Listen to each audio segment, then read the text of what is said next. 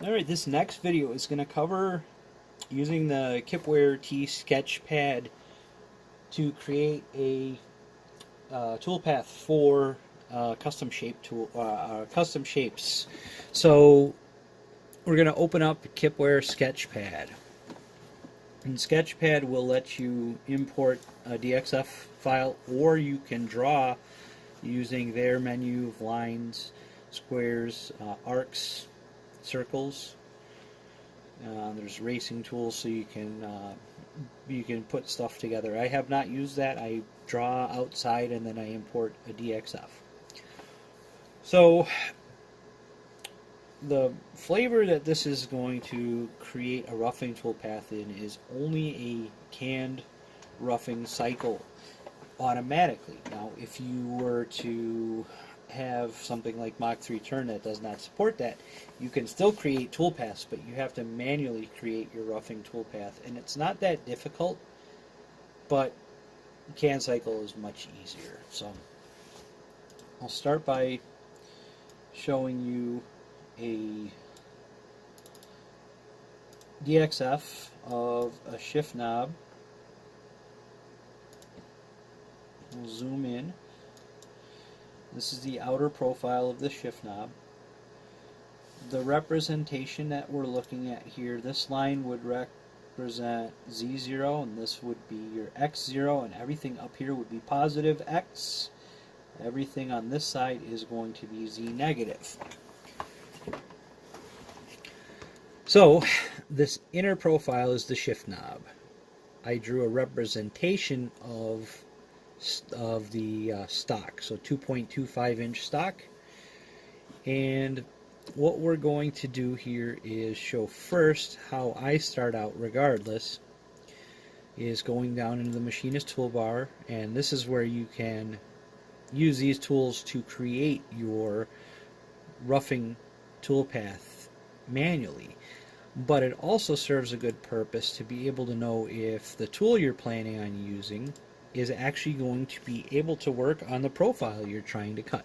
So this would be a representation of my 55-degree diamond turning tool, and I see that all the way around the contour of this part, especially here it gets close, but this tool would be able to cut out the entire profile of this part. So that's good. That lets me know that that's the tool I'm going to be calling up. We'll say that's tool number 1. So go ahead and use this tool to show you how you can create your own roughing cycle. If you were to go down into here and hit the question mark, it brings up this menu right here. I have a printout that I use for reference. But horizontal mode, exactly that. It'll only allow you to draw a horizontal line. Vertical mode, only a vertical. Freehand mode will let you, wherever you click, you're going to move the tool. Cycle mode is to cycle between being able to put the toolpath wherever you want, or in incremental by using the up-down arrows or left-right arrows on the keyboard. So if I specify I want a 30 thou depth of cut, if I press the up arrow, it's going to move it up only 30 thou. And then I'll show you that in a second. You have rapid mode and feed mode. Rapid is for rapiding away. Feed is for when you're feeding in. It's going to follow whatever you define as your feed rate. And then toggle hide tools. That's going to hide, basically, if I put something in here and say I want to, I'm doing a lot in a certain area and I'm getting really cluttered and I want to look and make sure everything's right, I can hit toggle and it'll hide everything but the first one. So I'm going to clear all of those. Okay, let's get started. So we're going to start out here.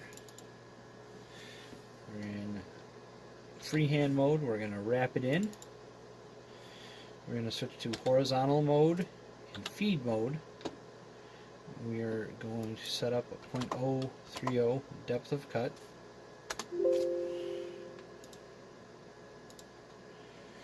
Oops.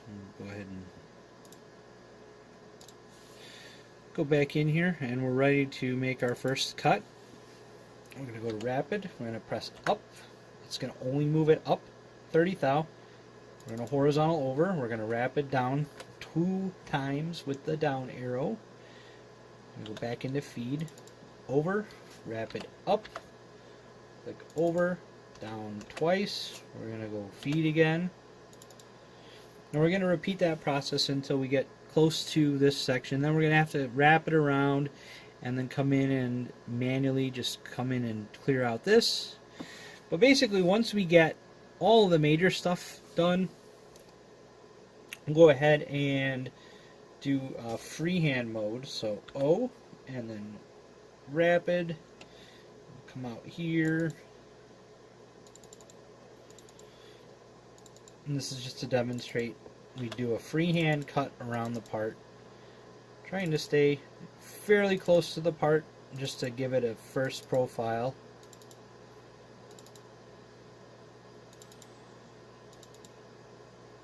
And again, we would have come in and cut more in here before moving in like this, but I just don't want to take up too much time with this video. So we would then wrap it out. So we've basically created our turning tool path right here. Let me open up a previous program. Actually, no, we don't have that one saved. So what we're going to do here is we're going to go into the next step. So from here we can create the G code for the roughing toolpath, tell it the tool number, spindle speed, if we want to use coolant, where we want the rapid approach point, feed rate, all of that stuff. Tool nose radius compensation. So we're not going to worry about that right now. We're not going to create a program off of this. This was the old way I was creating a roughing toolpath. Any questions about this, let me know. I'd be happy to walk you through it. Alright, so we're going to close this mode out. So I'm going to just import a DXF file which does not have this outside stock representation. And I could have done it off of that one, but it just makes it easier. It's less cluttered in the tree. So what we need to do, we need to define this profile. So in the element list, this is my starting point. I just need to reverse the direction of it, make sure it's flowing in the correct direction from the center of the circle. The little yellow line is going that way. That's my starting point. Right here is my stopping point. So I define my start and my stop. Go in here to machine it. I need to know how much rough stock I have on the outside of that, or in the Z positive. So let's say we've got 30 thou of stock possibly there. We just want to take 30 thou off just to be careful. Amount of clearance in X, that's kind of important. We're using 2.25 inch stock and this is a 1.95 inch part. I'm going to tell it that I have roughly 0.3 in clearance in the X. Rapid approach point we're going to say is 2.5 X, Z of 1.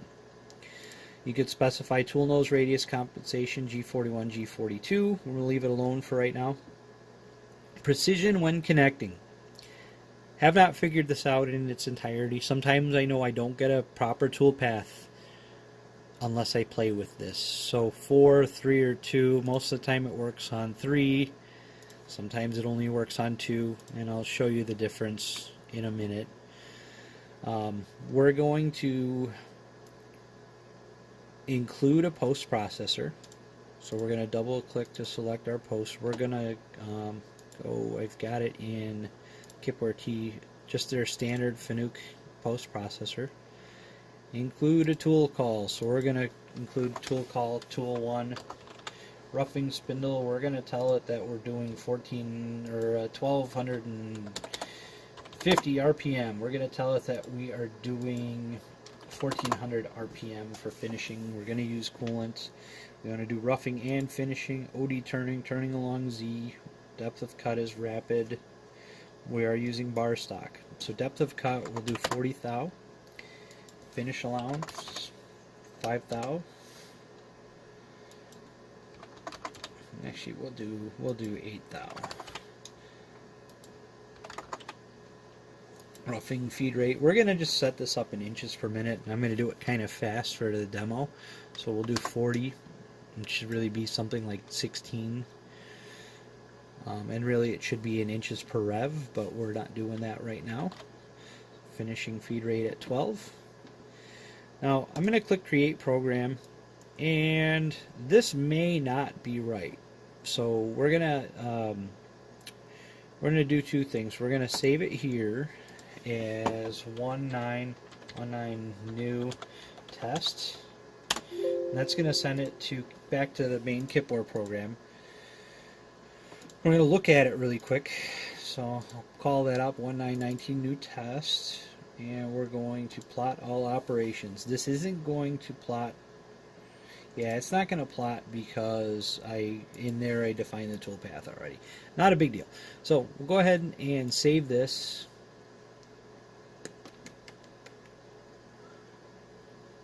Create program. Actually, I can already tell the finishing toolpath's not going to be right. So I'm going to try this at 2 places. Yeah, I've got way more lines in my code, so this needed to be in 2 places. So we'll go ahead and save this. This is a finished program. I don't need to do any post-processing. It's already been done. So 1919 new test.nc desktop save. Okay, go ahead and call this up.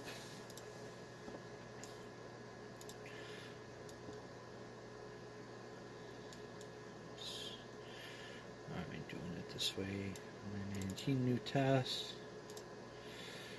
Graph. Okay, there it is. So use the can cycle to create the roughing and finishing toolpath automatically for us. And everything looks good. I don't see anything in the rapids that look like they're going to crash with the stock. So we'll go ahead and run this.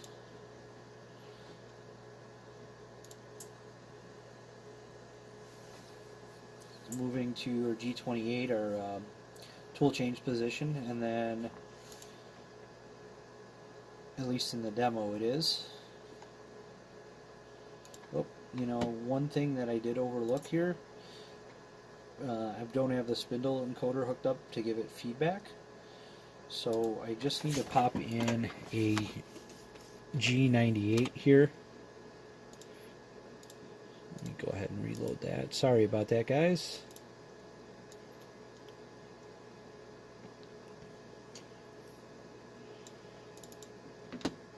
Alright, here we go.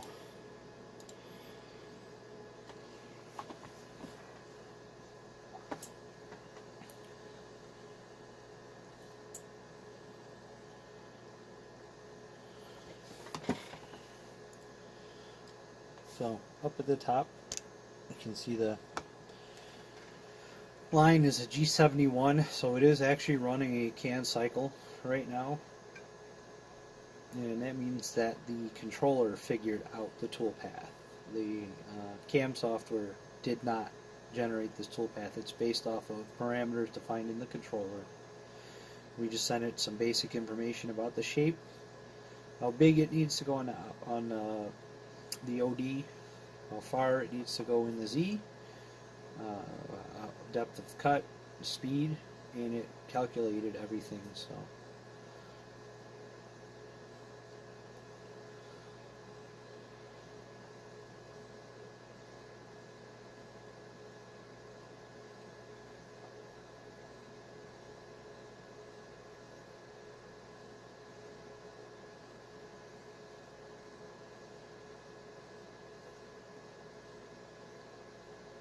Now this is the type of part, if you're doing a lot of, you could go in and tweak the code. You could go from from turning it along the z-axis to turning it along the x-axis at the front of the part to kind of save some time on cutting, so you're not having to cut and then wrap it out for such a short distance.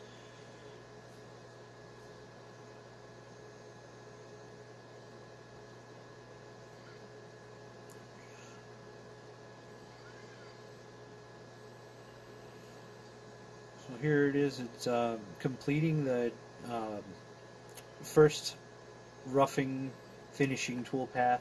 So now it's going to come back in and finish, take 1/8 thou off the total cut. So This would be your actual finishing toolpath.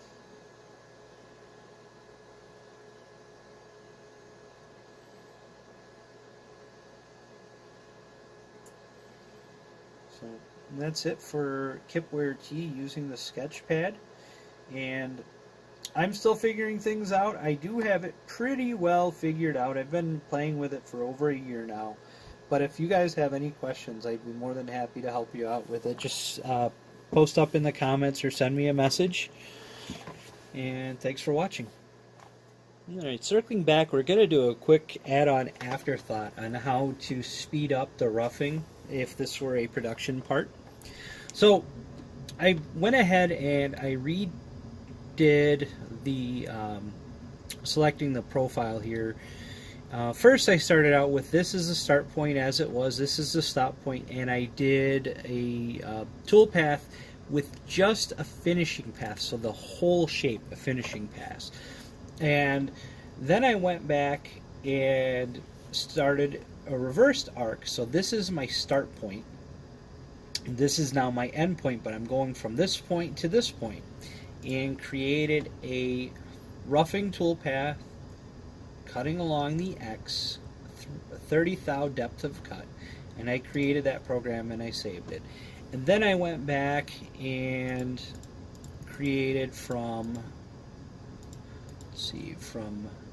this point, which was my start, and this point as my stop, another roughing toolpath.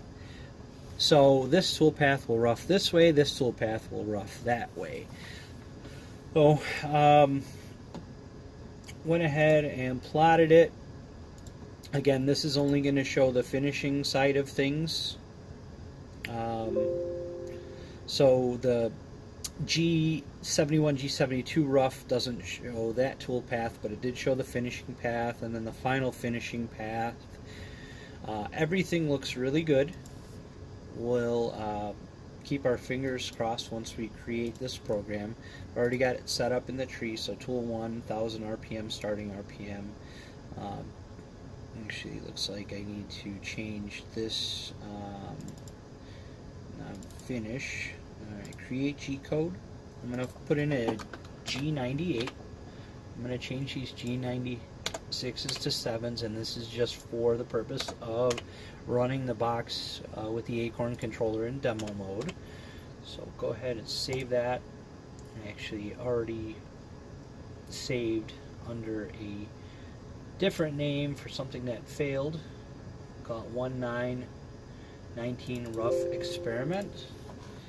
So close this out. We'll go ahead and open up Centroid.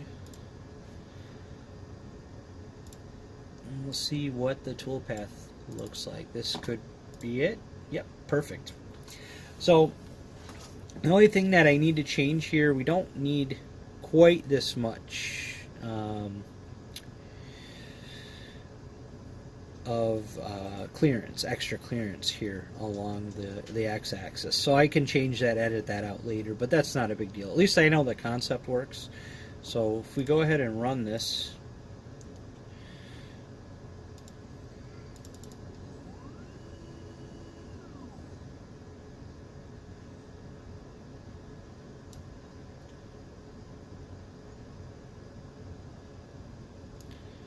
and tool change.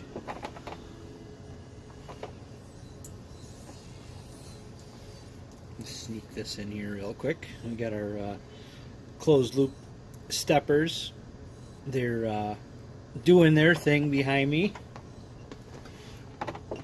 We do have the alarm output set up, so it is going to alarm out if there is a significant deviation between what the stepper driver was told to do and what the motor actually did. It'll fault out the controller and it'll stop cutting. So that way hopefully you don't crash, break stuff, ruin parts any further than they've already possibly been ruined. But just a quick change to this to take out some of this unnecessary depth of cut, and it looks like things are going to be awesome.